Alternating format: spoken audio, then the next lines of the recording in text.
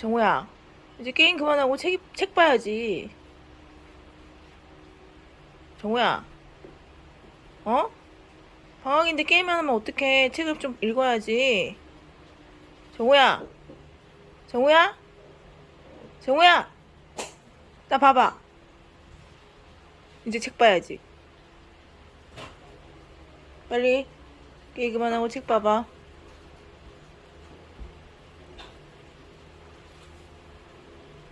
옳지.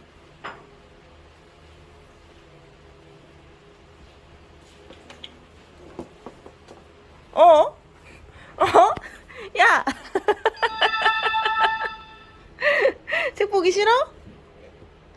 응? 책 보기 싫어?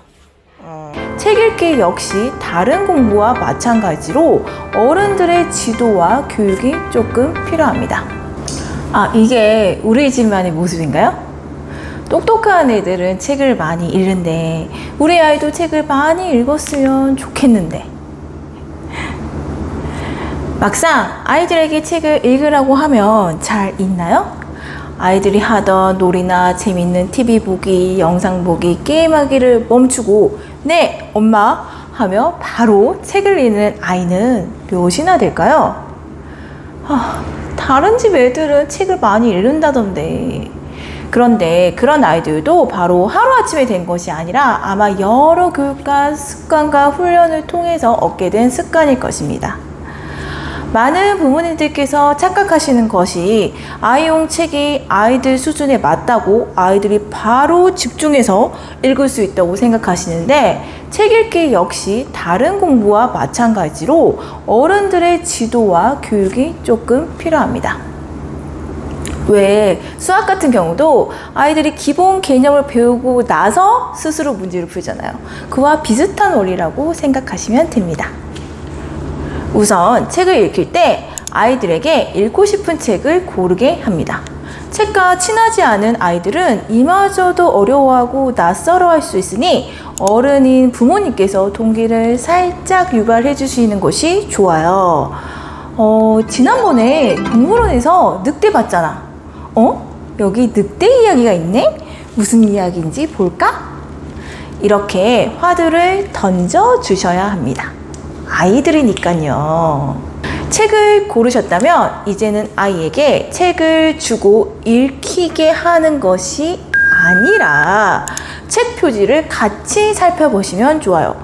아마 영상을 보시는 분들은 독서 습관을 형성하고 싶은 저학년 학생의 학부모님 많을 것으로 예상되는데 보통 저학년 책은 딱딱하게 책 제목만 적혀있는 경우는 거의 없어요.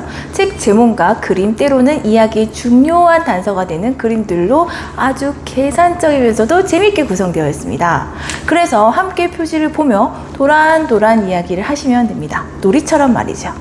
놀이라고 해서 크게 어려운 것은 아니고요. 아이들에게 질문을 하는 거예요. 아이와 어른의 인지는 다르니까요. 그래서 간단한 질문도 좋아요. 그래서 제가 책 한 권을 가지고 왔는데요. 같이 한번 해보도록 할게요. 제목이 뭐야? 오, 맞아. 난 무서운 늑대라고. 정우는 늑대 무서워? 안 무서워. 엄마는 늑대 무서워. 늑대 표정을 봐. 어떤 표정이야? 무서운 표정이지.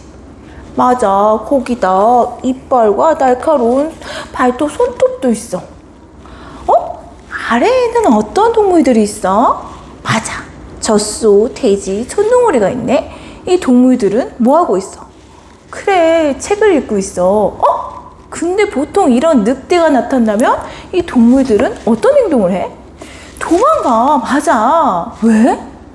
맞아, 정우야. 늑대가 잡아먹으니까. 그런데 이 동물들은 뭘 하고 있지? 한가롭게 책을 보고 있어. 맞아. 왜 그러고 있을까? 너무 궁금한데? 마치 영화 예고편을 보는 것처럼 표지만으로 이야기를 파악하고 한껏 궁금증을 자아내게 하고 책을 읽게 하면 아이들은 빨리 책을 읽고 싶어 할 것입니다. 그리고 한 장을 넘기면 보통의 그림책들은 다음 장에도 이야기에 들어가기 전 한두 그림 정도 전개가 예상되는 그림이 있거든요. 이것도 지나치지 마시고 함께 이야기해 보세요. 늑대가 어디에 있어? 맞아, 마을에 온 것 같지. 그런데 늑대 표정을 봐봐. 어때? 지쳐 보여. 늑대가 뭘 갖고 있지? 빨간 보따리. 그럼 늑대가 멀리서 마을에 도착했는가 봐. 다음 장을 한번 보자. 난 무서운 늑대라고. 여기도 늑대가 있다. 근데 늑대 뭐 하고 있어? 맞아, 공부하고 있는 것 같은데? 안경까지 쓰고 말이지. 무서운 늑대가 공부를 한다고? 그럼 어떤 일이 있는지 얼른 한번 읽어보자. 아이는 그럼 마법과 같이 이야기 속으로 빠져들게 됩니다. 금세 집중을 하게 되죠. 다음 장의 그림들을 보며 스스로 흥미로워하며 아이들이 이야기를 짐작하거나 질문을 하면 앞서처럼 대화를 해주시면 됩니다. 혼자 집중을 곧잘 하면 집중하게 두시면 됩니다.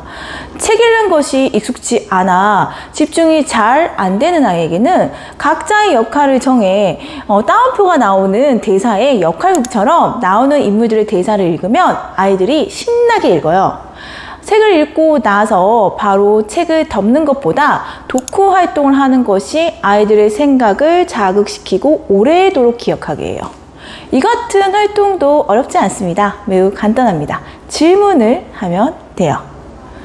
이야기의 내용을 부모님과 함께 서로서로 이야기하게 되면 이것은 줄거리를 감추는 활동으로 자기도 모르게 국어 활동을 하며 독해력이 절로 늘 거예요.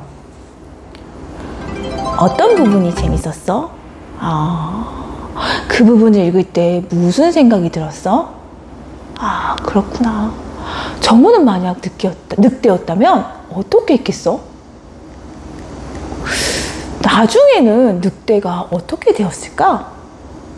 이렇게 이야기를 나눈 것을 글로 쓴다면 이게 바로 멋진 독서 감상문 한 편이 됩니다. 이는 나아가 고학년 글쓰기에도 많은 도움이 될 거예요. 아이가 책을 대충 읽는다면 함께 독서 골든벨 퀴즈 내기 놀이도 할 수 있어요.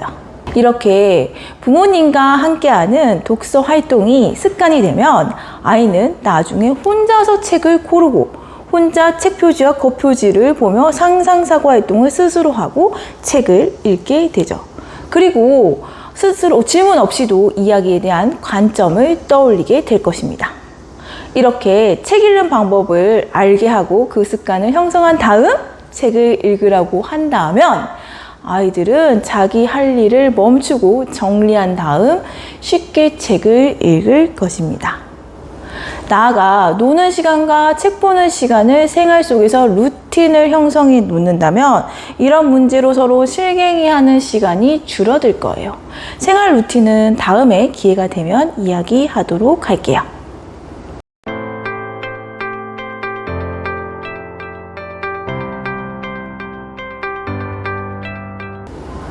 한 명의 아이를 키우기 위해서는 하나의 마을이 필요하다는 아프리카 속담이 있습니다. 여러 의미가 있겠지만 아이가 자라남에 있어 혼자 스스로 자라는 것이 아니라 어른들의 도움과 교육이 필요하다는 이야기일 것입니다. 아이 곁에 가장 중요한 어른들이 이 아이들이 잘 성장할 수 있도록 도움을 주는 것이 매우 중요하다는 생각이 듭니다. 책 읽는 습관도 마찬가지고요. 오늘 영상도 아이들의 성장에 도움이 되길 바라며 마치겠습니다. 감사합니다.